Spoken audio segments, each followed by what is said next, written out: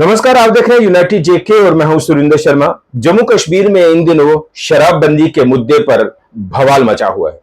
बड़ी बात यह है कि शराबबंदी का मुद्दा उठा और इस मुद्दे को भी राजनीतिक रंग दे दिया गया, धार्मिक रंग दे दिया गया और इसके साथ साथ ही नशे को लेकर जिस तरह से प्रहार हो रहा है जम्मू कश्मीर में, उसको भी जम्मू वर्सेस कश्मीर जो है वो बना दिया गया।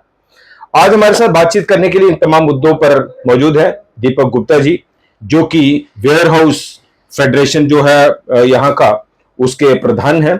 और चूंकि काम कारोबारी व्यापारी भी समाज का एक बड़ा अहम तबका है और इन तमाम मुद्दों पर उनकी क्या राय है, क्या प्रतिक्रिया है, बात करेंगे। दीपक जी, बहुत बहुत स्वागत है। धन्यवाद आपका। दीपक जी, क्या देख रहे हैं आप, कैसे देख रहे हैं ये जो शराबबंदी पर इस वक्त बवाल मचा हुआ है और लगातार इसको लेकर सियासत जो है वो हो रही है? मैं समझता हूँ बड़ा अनफॉर्चुनेट है कि देखो, शराब जो है वो मैं समझता हूँ किसी के लिए भी ठीक नहीं है। और कोशिश ये होनी चाहिए जो भी सरकार आए, और मैं देख रहा हूँ कि जम्मू की जनता का भी यही मत है। जब नए नए ठेके खुले यहाँ पे, तो उस समय भी काफी रोष हुआ, काफी प्रदर्शन हुए कि जो शराब माफिया आ गया बाहर का, बिल्कुल, यहाँ के लोकल लोग तो खत्म हो गए। बिल्कुल, जब लोकल लोगों का बिजनेस चला गया और जिस तरह से शराब के अंदर पॉलिसीज लाई गई और जम्मू के अंदर शराब की दुकानें जो है बढ़ाई गई, और मैं समझता हूँ चाहे कश्मीर हो चाहे जम्मू हो, और आज का जो समाज है वो शराब को जो है बंद करना चाहता है। और जो लोगों का फीडबैक है वो यही है, जो ये नशा है, चाहे शराब का हो चाहे चिट्टे का हो, कोई भी नशा जो है वो मानवता के लिए अब जो है अच्छा नहीं है। और ये शराबबंदी जो है, बिल्कुल दुकानें जम्मू कश्मीर के अंदर बंद होनी चाहिए। और अगर गुजरात जैसी स्टेट, बिहार है, अगर वो स्टेट जो है शराब को बंद कर सकते हैं तो तब भी उनका रेवेन्यू जो है इतना अच्छा है। और गुजरात के अंदर सब मॉडल जो है पूरे भारतवर्ष को उसको माना गया। और मैं चाहूंगा कि जम्मू कश्मीर की जो सरकार है वो एक पॉलिसीज लाए कि जम्मू में जो है शराब जो है बंद होनी चाहिए। चाहे मैं समझता हूँ कई लोगों ने इसको हिंदू और मुसलमान करने की कोशिश की है, और लेकिन सच बताएं तो मुसलमान भी यही चाहते हैं, हिंदू भी यही चाहते हैं, सिख भी यही चाहते हैं, ईसाई भी यही चाहते हैं। उस घर में जाके देखो, बिल्कुल, जो शराब से जूझ रहे हैं, उस महिला से पूछो, उस माँ से पूछो, उस बीवी से पूछो, उस बहन से पूछो, जिनके घर में जो है शराब के कारण सारा घर उजड़ गया, और जो शराब पीने के बाद अपनी बीवी को, अपनी माँ को, अपने बच्चों को मारते हैं। अब उनके घर में जाके देखिए, ये आप इसको पैसे में क्या लेके जा रहे हो? पैसे कमाने के लिए सरकार के पास अलग विषय है। नहीं, उसमें भी आप देखिए कि इसको ये कहा गया, धर्म के साथ जोड़ दिया गया। अब जहां तक हमारी जानकारी है, कोई भी धर्म ये इजाजत नहीं देता कि आप शराब पीजिए, आप नशा करिए। लेकिन ऐसा बयान उमर अब्दुल्ला का कि भाई हमारा धर्म तो अलाउ नहीं करता, जिनका धर्म करता है उनको पीने दीजिए, हम क्यों रोके?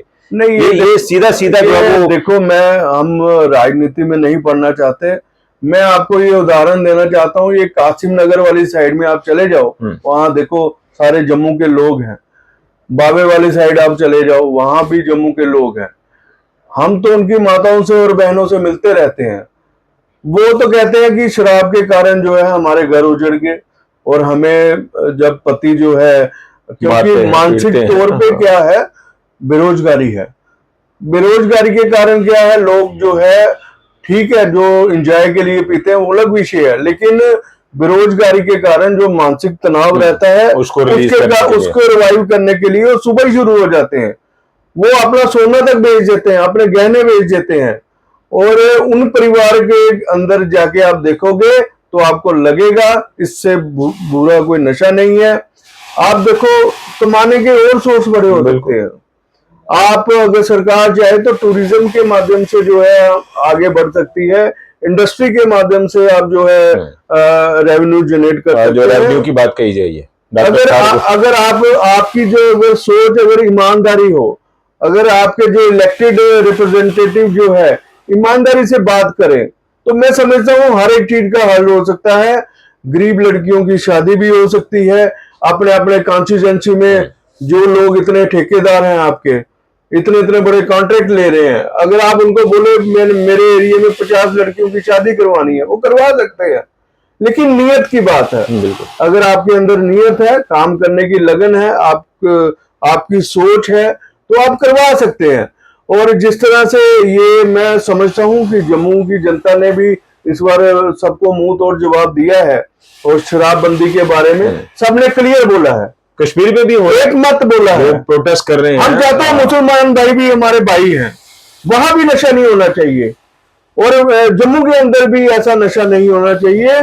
और ये मैं चाहूंगा उमर अब्दुल्ला सरकार जो है एक्साइज पॉलिसी में बदलाव करे, और जितनी भी शराब की दुकानें हैं वो बिल्कुल बंद होनी चाहिए। समाज जो चाहता है वही होना चाहिए, समाज के लिए है।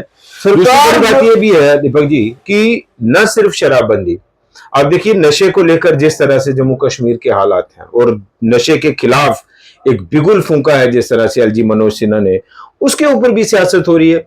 उसको भी जम्मू वर्सेस कश्मीर बना दिया गया, और सीधा सीधा ये कह दिया गया, जो मंत्री हैं सकीना टू वो कहती हैं भाई नशा तो जम्मू में ज्यादा होता है, कार्रवाई आप कश्मीर में ज्यादा कर रहे हैं, तो उनको भी सपोर्ट कर रहे हैं आप इनडायरेक्टली, ड्रग पेडलर्स को जो कारोबार में जुटे हैं, इस कारोबार में उसमें भी सियासत कर रहे हैं। देखो मैं एक बात की कश्मीर लीडरशिप की तारीफ करूंगा, वो हमेशा जो है अपने बंदों के साथ हमेशा खड़े रहती है, चाहे एमसी हो, चाहे पीडीपी हो, चाहे एडमिनिस्ट्रेशन के लोग हों।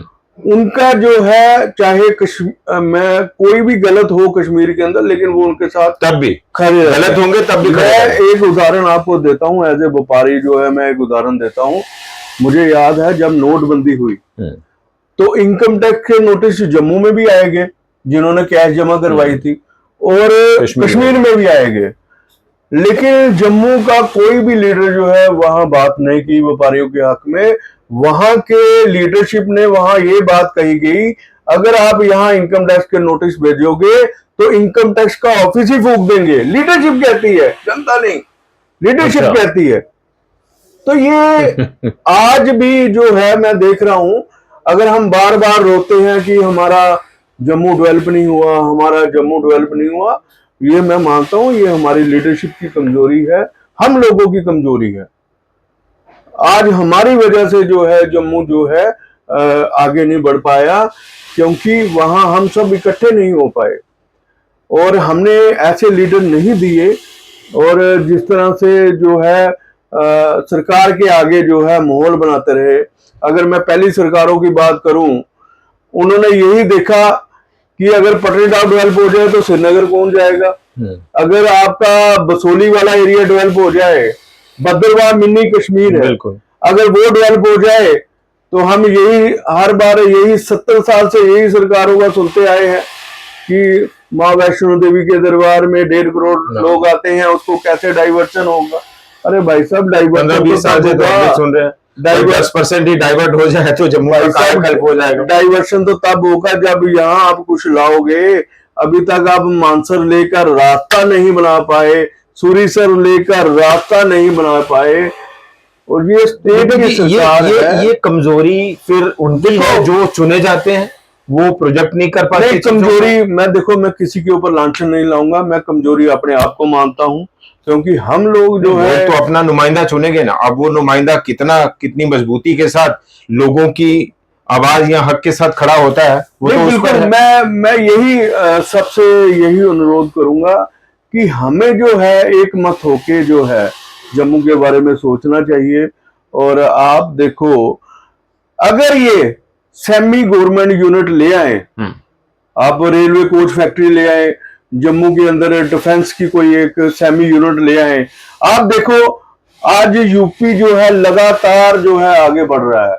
जितना भी डिफेंस सेक्टर का काम है वो सारा जहां डिफेंस सेक्टर अभी बताया गया, ब्रह्मोस मिसाइल जो है वहां बन रही है, तो हर एक काम जो है डिफेंस सेक्टर का काम जो है वहां यूपी में हो रहा है। जब नौकरियां बढ़ेगी और सरकार काम करने वाली होगी तो लोग अपने आप वोट देते हैं। वही हाल अगर जम्मू में हो जाए अगर एक सांबा या कठुआ में जब तक आप सेमी कोच फैक्ट्री या नहीं लाओगे, रेल कोच फैक्ट्री लाओगे, ले आओगे, तो मैं समझता हूँ कठुआ सांबा और इसकी आपकी बेरोजगारी ही खत्म हो जाएगी। वही बात है ना कि लाने की जिम्मेदारी जो है वो किसकी है। और ये जो जम्मू के मुद्दे हैं, इनको प्रोजेक्ट करने की जिम्मेदारी उनको है जिनको लोगों ने चुना। नहीं, बिल्कुल मैं चाहूंगा कि अगर लोगों ने बारी मत से जो है लोगों को जम्मू के अंदर बीजेपी को वोट दिए हैं, अब सेंटर में सरकार बीजेपी की है, और अब ये है कि हम ये चाहेंगे कि जम्मू के अंदर जो है वही बात होनी चाहिए जो जनता चाहती है। अब जैसे आपने शराबबंदी की बात कही, तो बीजेपी को चाहिए कि जम्मू के अंदर शराबबंदी जो है करनी चाहिए, बंद करनी चाहिए, इनको शराब की दुकानें बिल्कुल बंद होनी चाहिए, और टूरिज्म के ऊपर ध्यान देना चाहिए, इंडस्ट्री सेक्टर के ऊपर ध्यान देना चाहिए, वेयर हाउस के ऊपर ध्यान देना चाहिए, ताकि लोग जो आपका रोजगार दे रहे हैं और जम्मू जो है इंडिपेंडेंट डेस्टिनेशन कैसे बन सके। हम बार बार वही राग जो है अपनाते हैं कि वैष्णो देवी की यात्रा, वैष्णो देवी की यात्रा।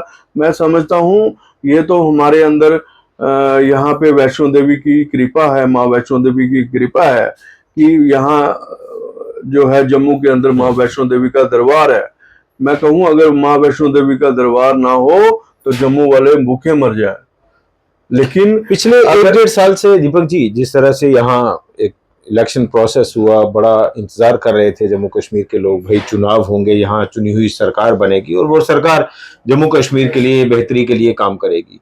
पिछले 1.5-2 साल से आपको लग रहा है कि सरकार इस दिशा में कुछ कर रही है? और खास करके जो बराबरी की बात कही गई थी, भाई जम्मू एक हाथ है और दूसरा हाथ कश्मीर है, जम्मू एक आंख है और दूसरी कश्मीर है, क्या उस लिहाज से काम हो रहा है जम्मू में? नहीं, कहने और सुनने में और ग्राउंड लेवल में बड़ा फर्क है। मैं समझता हूँ उमर अब्दुल्ला सरकार ने जो है एक साइड से कश्मीर के अंदर बोर्ड लिया है, तो ये उनका जो है रवैया जो है कश्मीर की तरफ है और जम्मू की तरफ जो है वो कम है। और लेकिन मैं चाहूंगा कि लेकिन जब आप चीफ मिनिस्टर बन जाते हैं, बिल्कुल, आप जब कुर्सी पे बैठे हैं तो जब आप कुर्सी पे बैठे हैं तो आपका दिल जो है आप वैसे ही राजनीति खानदान से हो और आपके परदादा पहले राजनीति में रहे, दादा रहे और फादर रहे और आप भी जो है बड़े सक्रिय हैं। और मुझे लगता है कि जब इतने बड़े कद का नेता कुर्सी पे बैठता है तो उसको यही विजन होता है कि मैं जम्मू की जनता की और कश्मीर की जनता की कैसे भलाई कर पाऊं, इसके ऊपर फोकस होना चाहिए। तो मैं जिस तरह से मैं समझ फिलहाल कोई इंडिकेशन आ रहा है आपको? 1.25-2 साल हो रहे हैं, कोई लग रहा है कि ऐसा हो रहा है? देखो, टूरिज्म सरकार बराबरी की बात कर रही है, बराबर कर रही है। टूरिज्म के ऊपर कोई बात नहीं हुई अभी तक। आप इंडस्ट्री सेक्टर की बात करो, कोई बात नहीं हुई। हमने बार बार, ये सबको पता है, अब ये सुरेंद्र जी जो हमारे आपके नाम राष्ट्रीय डिप्टी सीएम हैं और उनको भी पता है कि जम्मू के अंदर अभी तक कोई भी हाउसिंग कॉलोनी नहीं बनी, कोई ऐसा बहु प्लाजा जैसा कमर्शियल कॉम्प्लेक्स नहीं बना। कोई आप देख लो, जब राजनीतिक दल को सब इलेक्शन के अंदर सब चीजें पता है तो मैं समझता हूँ डे 1 से ये काम होने चाहिए। और ऐसा नहीं है कि मुद्दे नहीं पता आपको, सबको पता है। देखो, सबको पता है, करने में ईमानदारी कितनी है उसके ऊपर भी पता है कि जम्मू का इंडस्ट्री कैसे बढ़ेगी, जम्मू का टूरिज्म कैसे बढ़ेगा, जम्मू का ट्रेडर कैसे आगे जाएगा। और जम्मू के अंदर जो मेडिकल की कमी है, आप देख रहे हैं मेडिकल सिस्टम भी कमी है, एजुकेशन की सिस्टम की बात करूं वो भी कमी है। तो मैं समझता हूं अगर ये चीजें जो है सरकार जो है मुख्य रूप के ऊपर काम करे तो जनता अपने आप जो सरकार चल रही होती है उसके साथ आ जाती है। चलिए, अंतिम सवाल ये है, चाहे केंद्र के स्तर पर हो चाहे जम्मू कश्मीर की सरकार के स्तर पर हो, आप मानते हैं कि जम्मू आज भी ठगा जा रहा है? देखो, एक तो मैं लेफ्टिनेंट गवर्नर मनोज सिन्हा जी का धन्यवाद देता हूं कि उन्होंने जो ड्रग्स के ऊपर बहुत बड़ी कार्रवाई की, इसके जम्मू की जनता जो है आपका आभारी है। और इसके ऊपर मैं कोई भी मुसलमान और हिंदू ना करे। और दूसरा, आपने ये बोला कि जम्मू 70 साल से ठगा आ रहा है, लेकिन आशा की किरण जो है अब जो है जम्मू के लोग जो चुन के आए हैं उनके ऊपर है। देखो, अगर ये काम करेंगे तो जनता वोट देगी, अगर ये काम नहीं करेंगे तो आज वो टाइम नहीं है। जाहिर है। आज जो लोग काम करेगा, जो लोग जो है इलेक्टेड रिप्रेजेंटेटिव जो है वो हमारे अगर काम करेंगे तो जनता उनके साथ है। अगर 5 साल का रिपोर्ट कार्ड आपने देना है और जनता के बीच जाना है, आज वो टाइम नहीं है। आज हम भी कड़े शब्दों में प्रहार करते हैं और जम्मू की जनता भी जो है कड़े शब्दों के अंदर प्रहार करेगी। मैं फिर आपसे माध्यम से, आपके चैनल के माध्यम से ये उनको ये 1-2 बातें बताऊं। आप जो है टूरिज्म के ऊपर जो है खासकर फोकस रखिए, एजुकेशन के ऊपर फोकस रखिए, जो प्राइवेट स्कूलों का माफिया बना हुआ है, और जो हेल्थ है, हेल्थ के ऊपर भी फोकस रखिए। आपकी ये जीएमसी के अंदर एमआरआई की मशीन खराब है। वो तो हम प्रोजेक्ट करते रहते हैं समय जब समय पर आप कई चीजें, लोग जो है लेकिन अमल कोई नहीं है, असर कोई नहीं बेसिक हो रहा है। नीड्स जो है वो नहीं मिल पा रही। आप तो मैं समझता हूँ आईसीयू में हमारे को बेड नहीं मिलते, वेंटिलेटर की कमी है। अरे भाई साहब, दावे बड़े बड़े किए जाते हैं। अरे भाई साहब, यहाँ मात्र जो है मैं समझता हूँ 50 वेंटिलेटर की, आप 200 वेंटिलेटर की जगह बनाओ ना। कौन रोक रहा है आपको? हमें तो ये डर लगता है कि अगर हम खुदा ना करे जम्मू के लोगों का कुछ हो जाए तो उनको बाहर जाने के लिए वही विकल्प है। जम्मू के अंदर कोई भी जो है मेडिकल सिस्टम जो है वो इतना तो पूरा कोलैप्स करता हुआ दिखाई दे रहा है। वो इतना खराब है कि कोई भी लोग जो है जेएमसी जाने से डरते हैं। और मैं यही कहूंगा कि डॉक्टर की पर्याप्त जो है कमी जो है उसकी पूरी होनी चाहिए, नर्सिंग स्टाफ की कमी होनी चाहिए, और लगातार आप जो है वहां टूर वो लगाइए, बिना बताइए जाइए, फिर आपको पता लगता है कि जीएमसी के अंदर क्या है, बाथरूम गंदे, वो गंदा।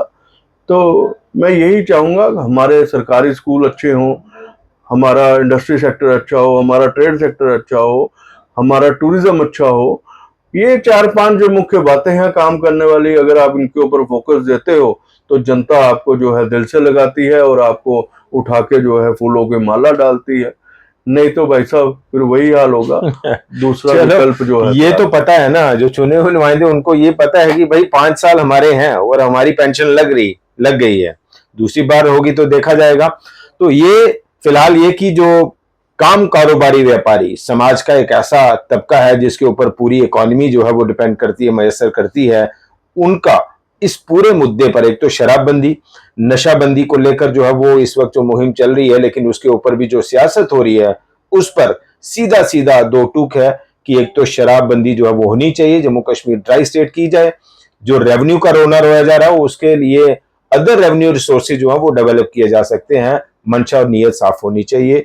दूसरा ये कि नशे पर भी जिस तरह से जम्मू वर्सेस कश्मीर और उसको भी एक धार्मिक रंग देने की कोशिश की गई, उसके ऊपर भी उनका क्या कहना है, और जम्मू आज भी ठगा जा रहा है, ये बात पूरी तरह से शीशे की तरह साफ हो रही है। अब जिम्मेदारी किसकी है और इस ठगी को कैसे रोका जाए, जम्मू को कैसे डेवलप किया जाए, पूरी की पूरी जो तस्वीर है वो दीपक जी आपने हमारे सामने रखी है। फिलहाल बहुत बहुत शुक्रिया हमारे साथ इन तमाम बातों पर चर्चा के लिए। इजाजत चाहेंगे, नमस्कार।